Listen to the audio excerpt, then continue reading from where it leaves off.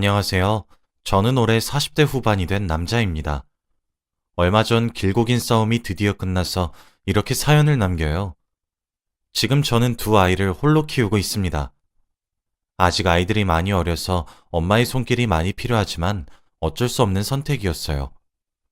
그래도 지금은 아이들이 저를 많이 도와주어서 행복합니다. 저와 아내의 결혼 생활은 무탄했어요. 부부싸움도 없는 편이었고 같이 있는 시간도 많았죠. 사실 아내가 성격이 센 편이고 저는 부드럽고 유한 편이라서 화가 잘 안 나는 편이에요.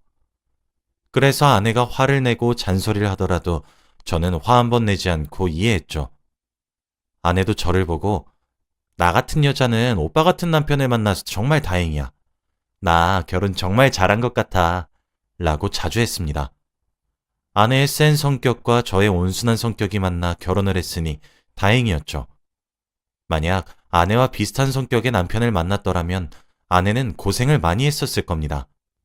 아무튼 저와 아내는 금슬도 좋았기 때문에 신혼생활을 어느 정도 즐기고 바로 아이를 가졌어요. 아이를 가지니 확실히 아내는 많이 예민해졌는지 몸속에 화가 많아진 것 같더라고요. 원래라면 잔소리만 하고 넘겼을 일을 언성을 높이면서 화를 냈거든요. 아이가 어릴 때에는 새벽에 밤새 울거나 배고프다고 보채면 아내는 자기 자식임에도 불구하고 악담을 내뱉었습니다. 아니 얘는 누굴 닮아서 이렇게 울어? 괜히 애 낳았어. 이럴 줄 알았으면 임신 안 했다고. 아내는 마치 저희 딸을 짐 취급했고 시간이 지날수록 아기가 울던 말던 무시했습니다. 어쩔 수 없이 자연스럽게 육아는 저에게 넘겨왔죠. 아내는 다른 사람에 비해 자존심도 셌고 고집도 강해서 자기가 하고 싶은 거나 가지고 싶은 건 꼭 해야 해요.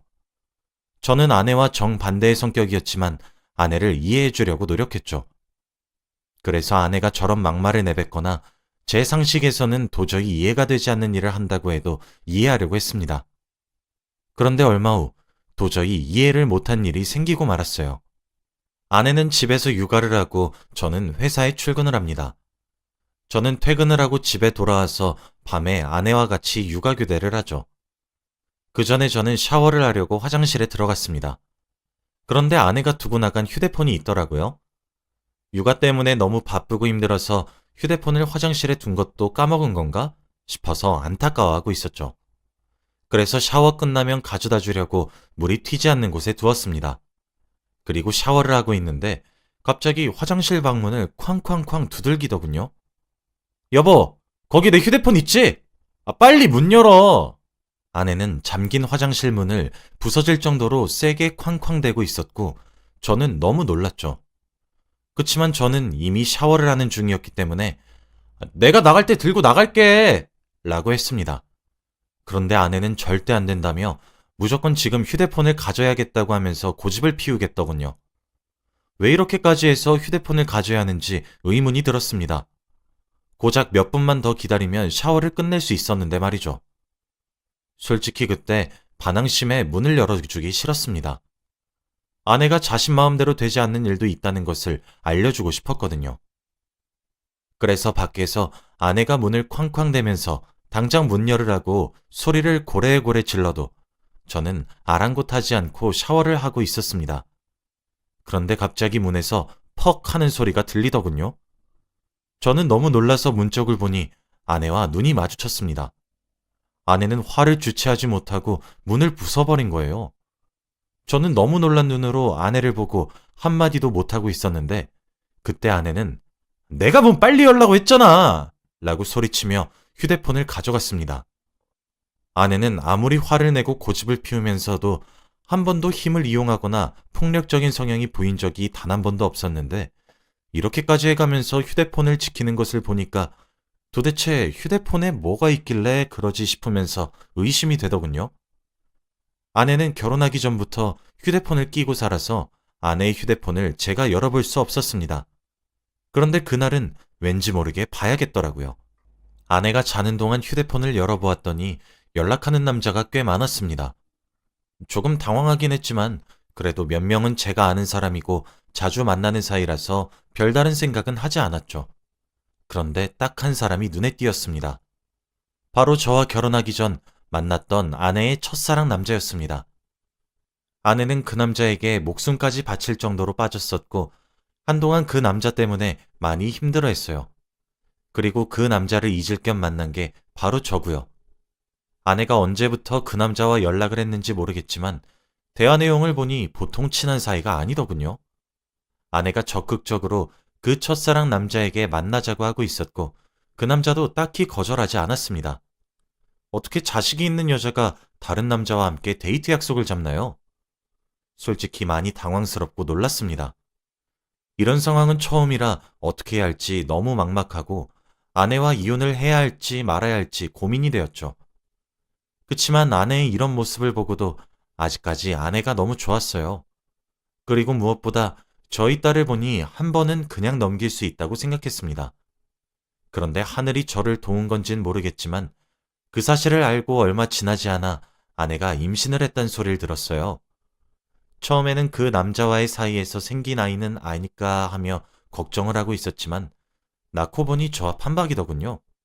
병원 사람들도 원래 아기가 어릴 때 이렇게 부모와 바로잡는 경우는 잘 없는데 신기하네요. 아버님과 판박이에요. 라고 해주셨거든요. 둘째는 아들이었고 천방지축인 성격이라 첫째 때보다 손이 더 많이 갔어요. 아내는 육아를 2배로 해야 하니까 밖으로 나갈 시간이 없었고 무엇보다 휴대폰을 볼 시간도 없었죠. 내심 아내가 힘들까봐 걱정되긴 했지만 그래도 첫사랑 남자와 만날 수 없겠다는 생각에 조금은 신이 났습니다. 집으로 돌아가면 항상 아내가 있었고 하루 종일 집에서 육아만 했다는 말을 들으면 왠지 모르게 안심이 되었죠. 그런데 이런 상황도 오래가지 못했습니다. 어느 날 갑자기 제가 퇴근을 하고 집에 오니 아내가 저를 붙잡고 말하더군요. 나 베이비시터 구했어. 아내는 제 의견을 물어보지도 않고 통보식으로 말했습니다. 그런데 이유가 더 놀라웠어요. 이제 내 시간도 필요해. 아이들 돌보면서 이렇게 하루하루 낭비하는 게 너무 싫어. 여보도 동의하지?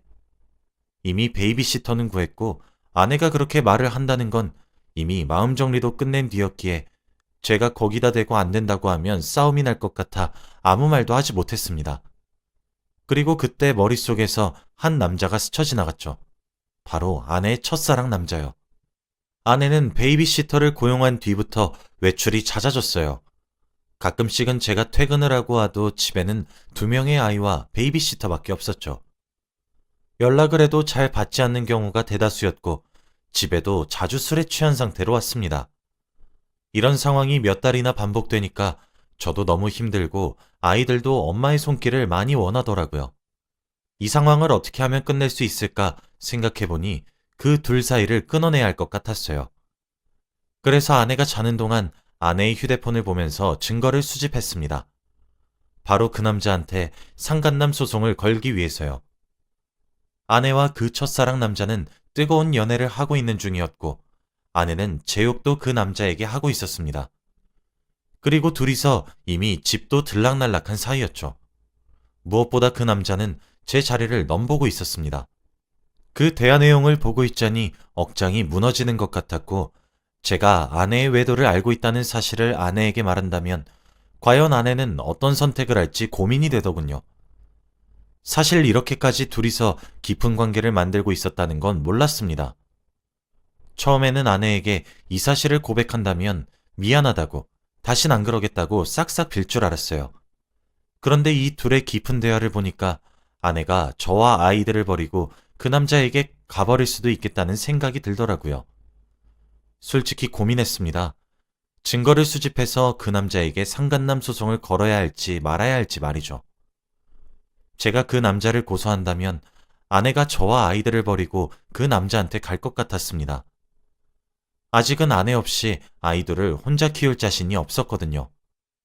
그래서 몇 주를 고민하면서 증거만 모았던 것 같아요. 제가 이렇게 마음고생을 하고 있는 걸 아는지 모르는지 아내는 초반보다 더 적극적으로 그 남자를 보러 집을 나섰고 집에서 얼굴 보는 일이 거의 없었습니다. 주말에는 항상 가족들끼리 시간을 보냈던 저희 가족인데 어느 순간부터 엄마 없이 셋이서 보내게 되었어요. 아이들도 엄마의 빈자리를 조금씩 적응해 나가는 것 같더라고요. 그런데 아내가 갑자기 저에게 충격적인 말을 했습니다. 밖에서 잘 놀다가 들어온 아내는 저에게 우리 이혼하자라고 했거든요. 저는 무슨 소리냐고 화를 내면서 물었죠. 당신도 대충 눈치채고 있지 않았어? 나 몇 년 전에 만났던 첫사랑 오빠 요즘 다시 만나. 그래서 지금 너무 행복해. 그래서 이혼하고 싶고. 그럼 내가 알고 있는 걸 알면서도 이렇게 대놓고 그 남자를 만나고 다녔던 거야? 당신 아이들은 생각 안 해? 지금 한창 엄마 필요할 나이인데 밖에서 남자나 만나고 뭐 하는 거야? 그래서 더 크기 전에 이혼하자는 소리잖아. 아무튼 난 이혼할 테니까 그렇게 알아둬. 아내는 막무가내로 화를 내면서 고집을 피웠고 짐을 싸고 집을 나갔습니다. 아내는 다음 날부터 이혼 서류를 저에게 보내면서 이혼을 하자고 요구했고 저는 절대 해주지 않았어요. 분명 그 남자와 둘이서 하하호호 행복하게 살 게 뻔한데 어떻게 둘이 행복한 꼴을 보고 있나요? 그리고 사실 처음에는 제가 이렇게까지 하면 아내가 돌아올 줄 알았습니다. 그런데 도대체 어디서 뭘 하고 사는지 연락도 전혀 되지 않고 집에는 단 한 발자국도 오지 않더라고요. 그러다가 알게 된 사실이 바로 아내가 전화번호를 바꿨다는 거였습니다. 아내는 정말로 저희와 인연을 끊겠다는 심보인지 전화번호까지 바꿨더라고요. 그래서 연락이 되지 않았던 겁니다. 어쩔 수 없이 처갓집에 찾아갔어요.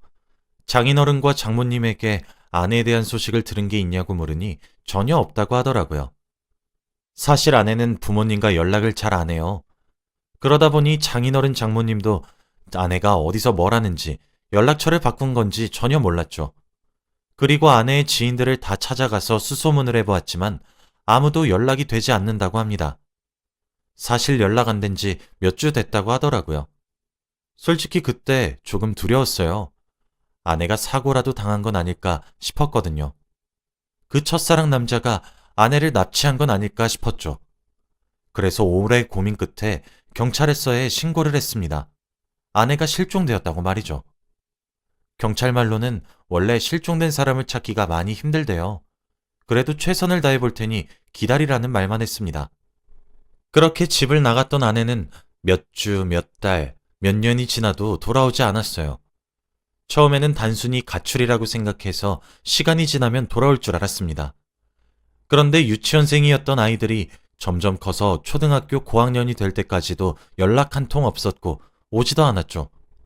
도대체 어디서 뭘 하는 건지, 산 건지 죽은 건지 생사 확인이라도 되면 좋겠다고 수없이 생각했죠. 아이들도 엄마를 점점 잊어가는 것 같았습니다. 아이들이 워낙 어릴 때 엄마가 집을 나갔으니 얼굴을 기억 못할 만도 하죠. 특히 둘째에는 걸음마도 떼기 전에 집을 나갔으니 더더욱 모릅니다.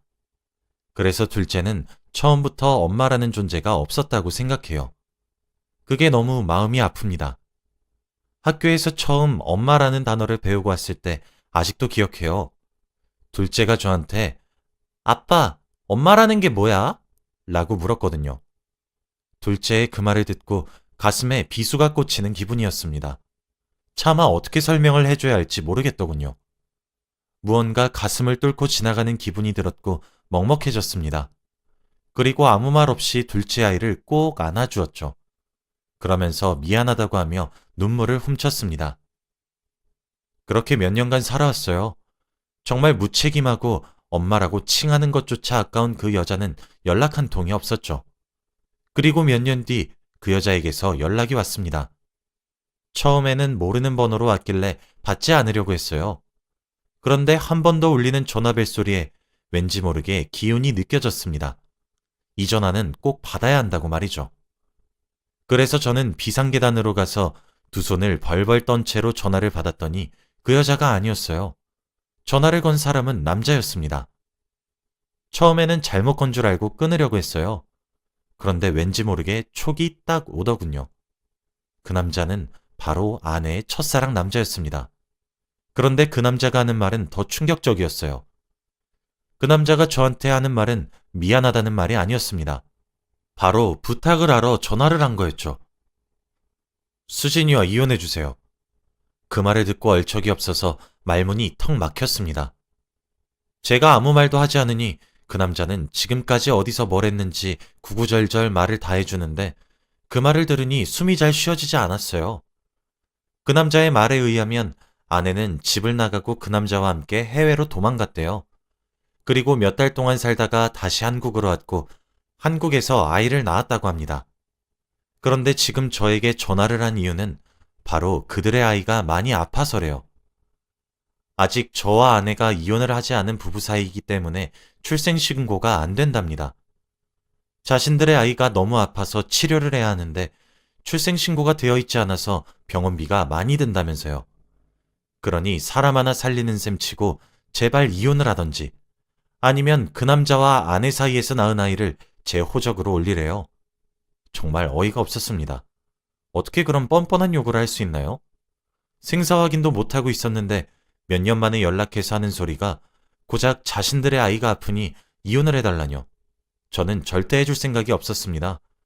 솔직히 처음부터 미안하다고 사과를 했으면 이혼 생각은 조금 해봤을 것 같아요. 몇 년 동안 혼자서 아이들도 잘 키웠고 오히려 이런 엄마는 없는 게 낫다고 생각했거든요.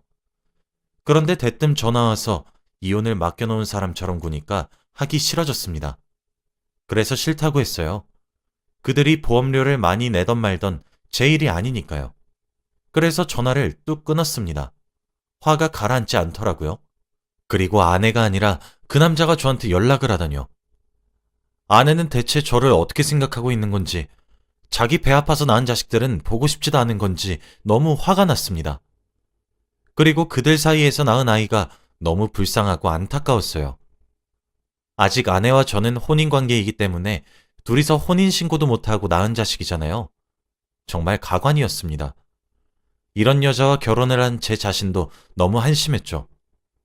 그런데 그날 이후로 그 남자에게서 문자가 매일같이 왔어요. 문자 내용은 더 화가 났습니다. 자신의 자식이 병원에 입원해 있는 사진을 찍어 보내면서 이혼해 주시면 저희 애가 살아요 라는 말을 하거나 저희 애 이러다 죽으면 이혼 안 한 당신 탓이에요 라고 했죠. 마치 자기 자식이 병원에 누워 있는 게 제 탓이라는 듯이 말이죠. 정말 그들의 뻔뻔함은 말로 표현할 수 없었습니다. 하루에 적어도 2번 이상은 꼭 이런 식으로 문자를 보냈어요. 그런데 아이의 사진을 보니 심각해 보이긴 했습니다. 입과 코에 호스를 달고 눈도 제대로 뜨지 못한 상태였거든요.